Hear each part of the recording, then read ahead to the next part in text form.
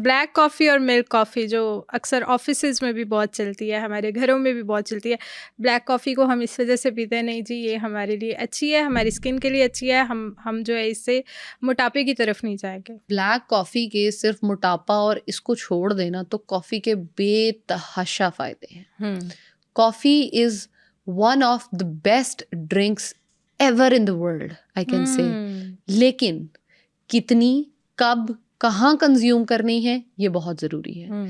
Black coffee, अगर आप strong black coffee पीते हो जो मार्केट्स में हमारे मिलती है, तो पूरे दिन में एक ब्लैक कॉफ़ी का cup is more than enough आपको डिहाइड्रेट करने के लिए थ्रू आउट द डे।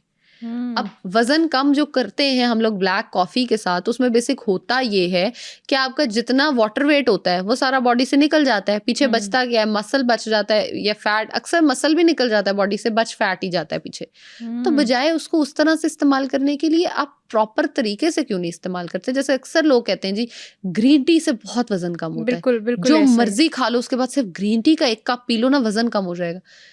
ये कॉन्सेप्ट बनाता कौन है? मैं चाहती हूँ ये कि भी मैं उस गलत बंदे है। से मिलूं। हाँ, ओह माय आप मुझे एक गॉड! बात बताएं, आपको मैंने एक बात बताई है कि 3700 कैलोरीज सरप्लस होंगी तो 1 kg वजन बढ़ेगा।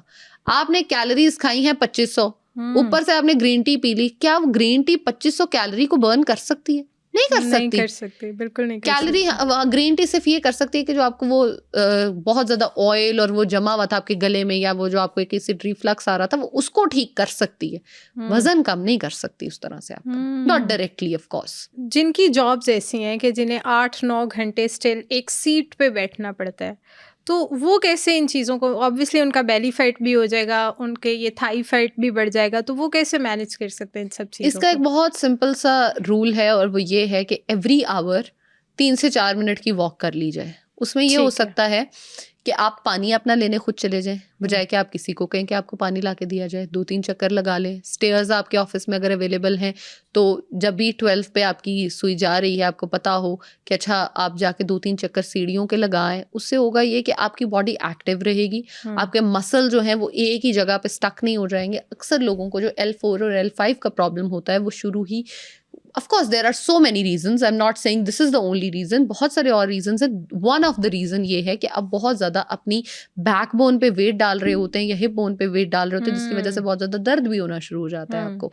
तो वुमेन में हम स्पेसिफिकली देखते हैं कि आपकी जो वेजिकोज वेन्स होती हैं वो बहुत ज़्यादा प्रोमिनेंट होना शुरू हो जाती हैं अगर आप सारा दिन खड़े होकर काम करते हो तो। अगर खड़े होके करने वाला को काम है, जैसे बैठने में मैंने कहा है every hour 2 to 3 minutes walk कर लें, तो अगर खड़े होने का काम है तो एवरी आवर 2 to 3 मिनट्स बैठ जाएं, कम अज कम बैठ जाएं। जैसे बहुत सारी औरतें हमारी काम करती हैं, पैकेजिंग में काम कर रही बिल्कुल, होती हैं, बिल्कुल, खड़ा बिल्कुल। होना पड़ता है। बहुत सारी लोग जो जैसे काम खड़े होकर करने वाला है वो, तो वो बैठ के करना शुरू कर देंगे, तो उनकी वो वेजिकोज वेन्स जो है वो बहुत बेहतर हो सकती हैं। या अदरवाइज घर पर जब आप आएँ उसके बाद बजाय आप सीधा लेटने के अपनी टांगों को थोड़ा एलिवेटेड रखें किसी ऊंची चीज़ पे, चाहे वो बेड के पे ऊपर रख लें, 2-3 पिलो रख के नीचे कर लें अपनी। जब आप इस पोजीशन में आएंगे यानी टांगे ऊपर और हेड नीचे होगा, तो ब्लड फ्लो जो है वो सर की तरफ जाएगा। ब्रेन की तरफ ब्लड फ्लो का कराना बहुत इंपॉर्टेंट है, जिसमें सजदा जो है that is the best example कि आपका ब्लड फ्लो आपकी ब्रेन की तरफ आने में। और जब आप सजदा करते हो, जमीन पे जाते हो, तो आपका ब्रेन और आपका जब जमीन आपस में मिलती है तो बहुत सारे ऐसे मिनरल्स का एक्सचेंज होता है जो कि आपके लिए बहुत ज़रूरी है, क्योंकि ज़मीन मिट्टी से हम बने हैं। मिट्टी के साथ जब लगते हैं तो बहुत अच्छा होता है हमारे लिए। और योगा है, मेडिटेशन है, आप लोग वो कर सकते हो प्रैक्टिस। नहीं किसी चीज़ का टाइम मिलता तो नमाज के बाद 5 से 7 मिनट बैठ के खुद को टाइम दें, खुद के लिए निकालें, कोई बात करें। और नमाज को एटलीस्ट प्लीज़ ये सोच के पढ़ें कि नमाज ही पढ़ रहे हैं। और अगर आप 10 से 15 मिनट सजदा करते हो तो this is the only cure for migraine as well. Migraine जिनको आधे सर का दर्द होता है और कोई ट्रीटमेंट उनको नहीं मिलता, अगर वो ये करते हैं तो बेहतरीन हो जाएगा।